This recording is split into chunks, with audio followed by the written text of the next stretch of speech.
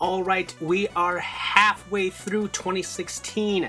I, of course, meant to do this Q2 review earlier, but a lot of circumstances got in the way. If you did not see my update, examiner shut down, so I had to rework a lot of my things. Anyway, I am finally able to work on new stuff, so let's go through all the games that I played through Q2. Of course, I'm not going to be talking about the games that are reviewed on here because I've kind of already talked about them. Those games, of course, would be Stories, The Path of Destinies, Alienation, Grand Kingdom, Odin Sphere Leifthrasir, Valkyria Chronicles Remastered, and then there are some games that I did not play like Bravely Second Endlayer, Planet Robobot, the Kirby game, No Man's Sky because that got delayed, and that's it. So let's go into my first game, which came out way back in April, with Enter the Gungeon. This is a roguelike wherein you choose one of 4 characters. All of them have little quirks to them, but basically it's all the same. You go throughout these randomly generated dungeons. It's a roguelike, and you fight these anthropomorphic bullets, and they also have guns. It's really cute, the music's pretty great, that theme song that plays, Enter the Gungeon, oh, it is so good, I had to download it right away. It's more hard than other roguelikes. It is a roguelike, and it's also kind of a twin-stick bullet hell. You can dodge bullets, you can actually dodge into bullets with this little roll, but it's also kind of hard to predict and kind of get good at the rolling and dodging in the bullets. It gets pretty hard pretty fast. It took me a long time just to get to the 3rd part of the dungeon. And for those that like roguelikes along the line of Rogue Legacy, which is one of my favorite games of just all time of a couple years ago, that one was great because while it was randomly generated, you actually got stuff that could help you out throughout the dungeons to make it easier. This one, it's a lot harder to do that. You need to get it pretty far in order to actually have stuff that keeps. Otherwise, there are random guns within the dungeons, and it's cool. It's just it's really hard. It's cool, but it's really hard. Next up, of course, we have Dark Souls 3. I was mildly interested in this, but I was kind of worried going in because I loved Bloodborne more than any of the Dark Souls games. I just like the whole aesthetic of the Castlevania thing, and even though Dark Souls is kind of like that, I just could not get into 3 that much. I had a lot of difficulty with it, and just a lot of the areas just, didn't communicate with me. I didn't really like the whole, I don't know, there was just something that just, it felt like, alright, here's another Dark Souls. Nothing really jumped out to me. Some of the bosses that I got to were cool, but it just seemed harder than most in that the way that areas were presented were just not fun to go through multiple times until you really got used to it. I don't know, I think I'm just over the whole Dark Souls thing, and I really want more of a Bloodborne 2, or even a new game in this kind of genre. But in terms of Dark Souls, it's fine. It's whatever. And now we come to just one of my favorite games of the year, which is Ratchet and Clank. I had high hopes for this reboot because it's one of my favorite PlayStation franchise. I grew up with it. I love Going Commando. That's my favorite one in the series, I think, I gotta say. And just having the movie coming out, it looked really good. Unfortunately, the movie is not good. I haven't seen it yet, but based on reviews, it's whatever. But the game is fantastic. I actually went back and played the HD version on my PS Vita just to see how close it resembles the original game. And it's actually pretty close. It's a lot of new stuff too, but it just looks amazing. The graphics are fantastic. It's just a beautiful game. Fun, awesome combat. It's just, it's more Ratchet and Clank. It's original Ratchet and Clank, but it's just so good, and it's so nice to, introduce it to a new audience because it's a really old series, almost 20 at this point, I think, somewhere in there, maybe 15. It's getting up there, all right? It's getting up there. Don't correct me on that. But the point is, this is a fantastic series. This is a fantastic game. Even if you don't like platformers, you should really give it a shot because, again, just one of the best PS4 games out there. And as long as we're talking about anthropomorphic animals, let's talk about Star Fox Zero, which is probably one of the worst games of 2016. Okay, maybe not one of the worst games, it's more like an average. But in terms of expectations, I was really hoping a lot for this game. I never really grew up with Star Fox. I remember playing the original on the Super Nintendo and just was not having it. I've dabbled here and there, and it's just weird that this game is kind of like a reboot. It's a new game, but it's also telling the same old thing over and over again. It's just, I don't know what Nintendo was really thinking. Like, if it wasn't for the gamepad, because it's probably one of the worst controlling games of 2016. That's without a doubt. It's just weird why you can't just play it like a normal game. You gotta look at your starship on the TV, and then you look down at the pad, and that's where it's kind of zoomed in like a first-person kind of shooter kind of thing. And you gotta control both and figure it out. And it's not like it's rocket science, but it really just doesn't make you feel good. It just makes an already kind of frustrating game that much more frustrating, and just made me want to put it down. I played about 3 missions. I was like, no, it's not fun. I think it looks good for a Wii U game, but it's just kind of a reminder that let's move on to the NX already, and let's move on with the Star Fox franchise. Let's get it going already. Do they just not have any more ideas with Star Fox? It's just really disappointing. I don't really want to harp on it that much, keep on going on it, but I don't know, it's just so confusing to me. I just don't understand. Speaking of not understanding, we have Battleborn, which I wish I should just end it right there, but there's so many things that I just wish about this game. I applaud Gearbox for trying something new instead of just making Borderlands, just keep on cranking them out. But it's clear that that's their best series, and that's what people want. And to jump on the whole MOBA bandwagon, no matter what you say, it's a MOBA. It's different than how other ones played, but by and large, it is a character-based hero MOBA.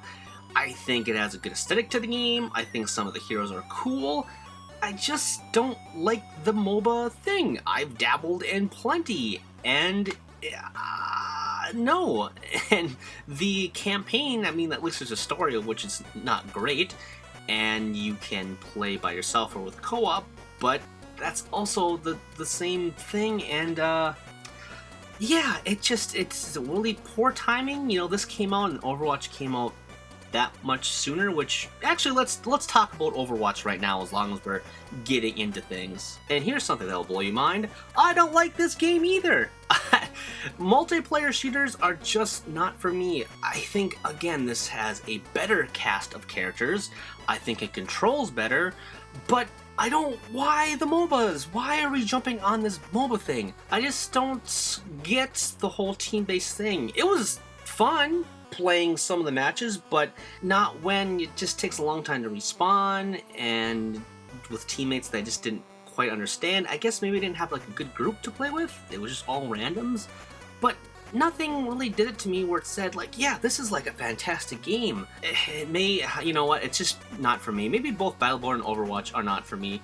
And I think the only reason Battleborn is getting a lot of flack is because it came out right around Overwatch. If it released earlier in the year or later in the year, maybe it would be okay, because maybe some steam would have come off of Overwatch, and the comparisons wouldn't have been so close together.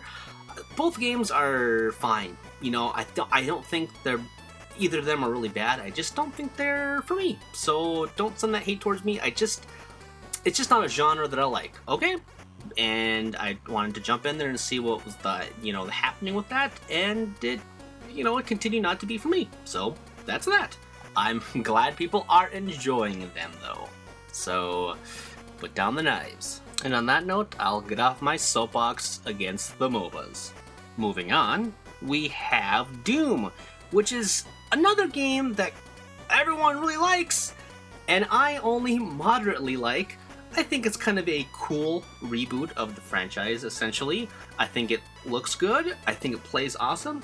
the best thing about it is not having to reload your gun, which I kept on trying to do anyway, and I was like, oh yeah, this game, it's just an old school first-person shooter, and I don't do anything. It's all about the gore, and the blood, and the violence, and that's cool. It's nice to just, you know, turn your brain off and play a game like that. But because it was just kind of mindless, it didn't really just hold my attention. Nothing about it really made me want to keep on playing. I would say I played about a third of the game, and nothing was really sticking it for me. I think it's a good game, but it's not. I don't want to keep on saying it. It just didn't hold my attention, I suppose. But to each their own, I suppose. Okay, let's spread some posy vibes with Uncharted 4: A Thief's End, which I also hated. I'm just kidding. I think I would really just be destroyed on the internet if I would have said that. But at the same time, I do have some problems with it. But it is a fantastic game. Probably the best looking PS4 game in terms of like reality, I guess you could say. And Ratchet and Clank is the best looking, just aesthetically pleasing character, cutie kind of games. Either way, it's been a great year for PS4. The one thing that kept on bothering me was Drake's brother Sam, which I still did not believe. It just felt like a very hokey thing that they do in like movies, like, oh yeah, I have this brother that I didn't really talk about for a long time. You kind of get to see why he never talked about him, but it still just feels shoehorned in. And the way that they, you know, take that character on, I still do not like, even though I like the voice actor. And I think the voice acting is just some of the best in the game. Again, it looks fantastic. It's more of an exploratory game and a platform game than it is a shooter. I think the developers heard them, like, okay, you don't like Drake being a mass murderer in the shooting spots, so we're going to tone it down a bit. We even introduce some stealth elements that you can actually bypass a lot of huge open areas, which is, you know, a cool way to play the game. And I think the shooting is the best it's ever been, but that's because I turned the auto aim on, and you know, a lot of people ding a lot of reviewers and other people online for that because, like, oh, it's just easy mode. But this is a character that is Indiana Jones, basically, and if you're going to be playing him, he should be able to pop guys off like nothing. In reality, of course, he would be dead in a lot of ways, but this is a video game. I just want to play it and have fun, and just have a, you know, be a popcorn adventure. And to that end, I think it's fantastic. I think the only thing that I really had problems with it was just maybe some of these parts of the game stretched. I think the beginning is way too long to get things rolling. And Sam is, I still don't know how I feel about him at the end, and the ending itself is kind of whatever. I don't know how this ranks in terms of the Uncharted stuff, but by and large, I really, really liked it. Homefront: The Revolution was a game that I thought, why are they continuing this franchise when the first one did not do well? Or, I mean, at least I'm not sure how it sold, but it was not a good game. But I'm like, okay, they're gonna use the brand name, so maybe it'll be good. And some of the things looked, you know, okay. I don't know, I played it for a couple hours, and then I put it down, put it back in the gameplay envelope, and sent it away. I don't have a lot to say about it. The frame rate is just terrible. The gameplay of the open world stuff just did not appeal to me. The whole kind of story elements, just the vibe of the game just did not do it for me. So I don't even want to spend any time on it, because it's not worth me talking about, it's not worth your time to hear about. The same can be said for the Platinum Games TMNT game, which again I had high hopes for. And by no means is it an awful game. It's, you know, some tight controls and whatnot. I think the turtles look creepy, like little alien people, just like the movie counterparts. You know, the color is kind of cool, but the gameplay is just very repetitive. There's nothing special about it. It's more along the lines of Korra than it is Transformers, because I think their Transformer game, even though it was repetitive in almost the same way, I think it had a lot more kind of fun to it with the story and all that stuff. And this one doesn't feel like a fan service letter. It just feels like Activision giving more license to Platinum Games and them churning out a game as fast as they can, because, you know, they're a good developer, but they can't make gold out of thin air. They need time. So again, another thing that I'm just going to move on from. Unfortunately, I have to keep a negative status because the next game is Mirror's Edge Catalyst, and I played the first game leading up to this, and then playing this game, that game is just so much better. I knew going in that this was basically like a reboot of a first game. I said that weird, I know. It literally is just a reboot, but done in a more terrible way. They made an open world, which running back and forth makes it not fun anymore. It was more of a fun linear experience. The combat is just even wonkier than before, even though they got rid of the guns. It's just like Star Fox. Why did they reboot it and not just make a sequel? Again, it just feels pointless. Just everything about the game. The story is awful. The controls are worse than before, it seems, and just the whole open world thing, again, is just nothing good I like about this, not much at all. No. Broken English, yes. Moving on, yes. Fortunately, we'll be ending on a high note with Tokyo Mirage Sessions Sharp FE. Not hashtag FE, it's Sharp because it's a musical game. So, there was a lot of weird stuff going into this when it was announced as the Shin Megami Tensei / Fire Emblem game. And it's basically more of its own property that just so happens to have some elements brought in from each, but it's more along the lines of a Persona game. So you are part of like this pop idol agency, and basically villains are coming out of this other realm to steal pop victims. It feels a lot like Sailor Moon, actually, crossed with Persona, and these Persona are essentially Fire Emblem characters, but just in a weird, kind of like how Cloud looked like in the first Kingdom Hearts, where it was just kind of a more demented version of him. That's kind of what these characters are, like Chrom from Awakening. He just looks like a more dark, gothic, kid's notebook kind of Chrom or whatever, but it's cool. The gameplay is super fun, it has those same elements, it's just goofy, wacky, and fun. It is pretty formulaic. You go through a chapter, you do some idle stuff, and then, oh, there's a thing that opened up, and now you gotta go into the thing and catch the bad guy who got transformed because he hated the star or something like that, and you'll learn a lesson or something along those lines. It does feel very anime along the lines of just like, again, Sailor Moon, just maybe because it's like the pop idol cutie stuff that made me think of it, but I don't know, it's a good game. It's better than I expected. The one disappointing thing is no English dub.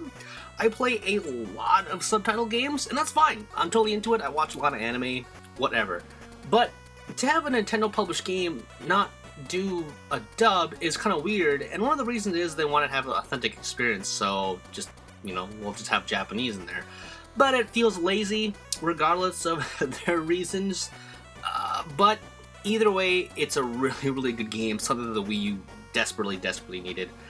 Super awesome. I may go back and actually review it more in depth one of these days if I get some time, but I'm still a little trying to catch up on stuff.